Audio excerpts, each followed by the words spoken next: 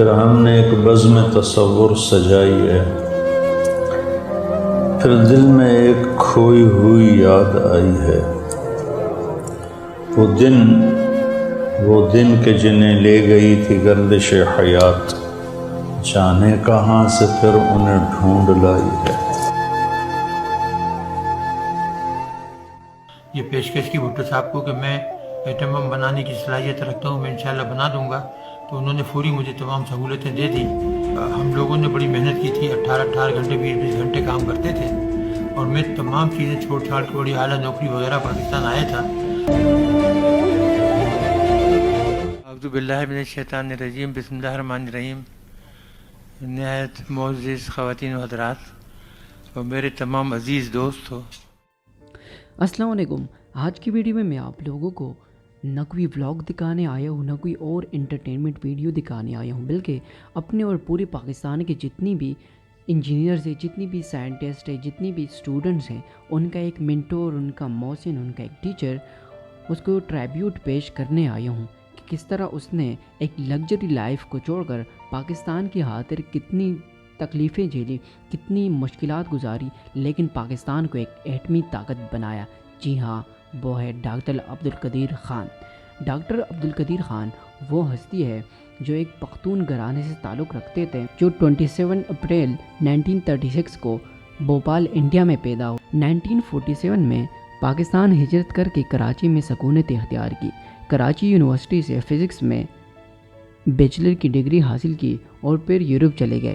Europe میں 15 سال گزارے۔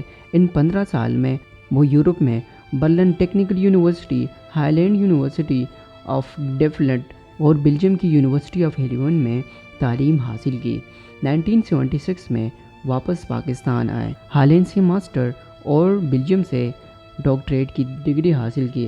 اس دوران ذوالفقار علی بھٹو نے پاکستان ایٹمی پروگرام کا آغاز شروع کیا۔ 31 مئی 1976 کو انجینئرنگ ریسرچ لیبارٹری کی بنیاد رکھی گئی اور ڈاکٹر صاحب کو بلایا گیا۔ ڈاکٹر صاحب نے جوائن کری۔ 1981 کو نام تبدیل کر کے پھر ڈاکٹر عبدالقدیر خان کے نام سے اس لیبارٹری کا نام رکھ دیا گیا۔ ناظرین، آپ کو پتہ ہونا چاہیے کہ ڈاکٹر عبدالقدیر خان نے پاکستان کی خاطر کتنی تکلیفیں اور کتنے الزامات اٹھائے تھے۔ تو اس کی ایک صورت یہ ہے کہ ہالینڈ کے ماہرین نے ڈاکٹر عبدالقدیر خان پر یہ الزامات لگا کر مقدمہ درج کیا کہ آپ نے ہمارے ایک بہت ہی اہم معلومات چرائے ہیں جو کہ ایٹمی ہتھیار کے ریلیٹڈ ہو سکتے ہیں۔ بعد میں بیلجیم، جرمنی اور ہالینڈ کے پروفیسر نے جب ان سارے معلومات کا تجزیہ لیا تو بتایا کہ یہ تو عام کتابوں میں بھی موجود ہے۔ ان نتائج کو دیکھ کر ہالینڈ حکومت نے معافی مانگی اور ڈاکٹر صاحب کو بری کر دیا۔ یقیناً ہم ایک معجزہ کہہ سکتے ہیں، کیونکہ ڈاکٹر عبدالقدیر خان نے 8 سال میں پورے ایٹمی پروگرام کو تیار کیا۔ اس کو دیکھ کر دنیا کے بڑے بڑے سائنٹسٹ اور انجینئرز حیران رہ گئے کہ یہ کیسے ممکن ہوا۔ ڈاکٹر عبدالقدیر خان کا کہنا تھا کہ اس نے سب سے جو سستا اور زیادہ مقدار میں یورینیم موجود ہے اس سے یہ ایٹم بم بنایا ہے۔ 1998 تک ہمارا ایٹمی پروگرام تیار ہو چکا تھا، لیکن تجربے کے طور پر کوئی دھماکہ نہیں ہوا تھا۔ 28 مئی 1998 میں پاکستان نے بھی ایٹمی دھماکے کر لیے تھے اور وہ کامیاب ہو گئے تھے، کیونکہ اس سے پہلے انڈیا نے مئی 1998 میں اپنے ایٹمی دھماکے کر لیے تھے اور پاکستان کو للکار رہے تھے۔ تو پاکستان نے بھی اپنے ایٹمی دھماکے تجربے کے طور پر کر کے کامیابی سے پورے امت مسلمہ میں خوشی کی لہر دوڑی اور مختلف ممالک سے پاکستان کے لیے مختلف آفرز آنا شروع ہو گئے۔ سعودی عرب کی حکومت نے اس ٹائم پاکستان کو خام تیل مفت میں مہیا کرنا شروع کر دیا تھا۔ 1993 میں کراچی یونیورسٹی نے ڈاکٹر صاحب کو ڈاکٹر آف سائنس کی اعزازی ڈگری سے بھی نوازا گیا۔ پھر اس کے بعد 14 اگست 1996 کو صدر پاکستان فاروق لغاری نے پاکستان کے بڑے سول اعزاز نشان امتیاز سے آپ کو نوازا۔ پھر اس کے بعد 1989 ہلال امتیاز سے بھی ڈاکٹر صاحب کو نوازا گیا تھا۔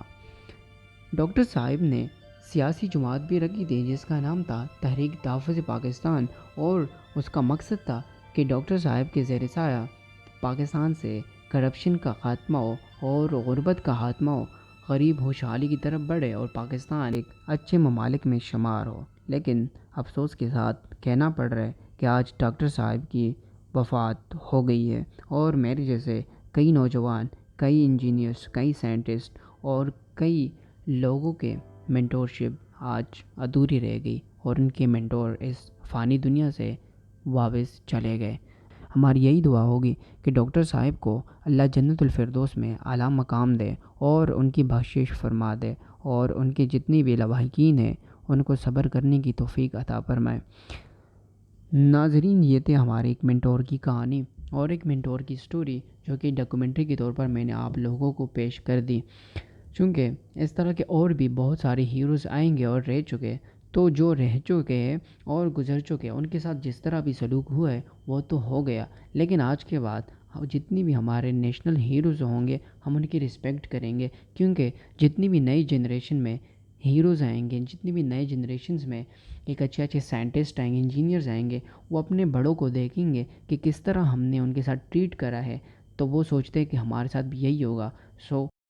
آج کے بعد ہم ایک عہد کرتے ہیں کہ ہم پوری قوم یعنی پاکستانی قوم، جو بھی ہمارا ایک ہیرو ہوگا، جو بھی ایک لیڈر ہوگا، ہم ان کو رسپیکٹ دیں گے، لیکن مرنے سے پہلے، مرنے کے بعد نہیں، کیونکہ ہمیشہ یہی ہوتا ہوا آ رہا ہے۔ تو ہم نے اس ٹرینڈ کو چینج کرنا ہے۔ پھر ہم نے ایک بزم تصور سجائی ہے،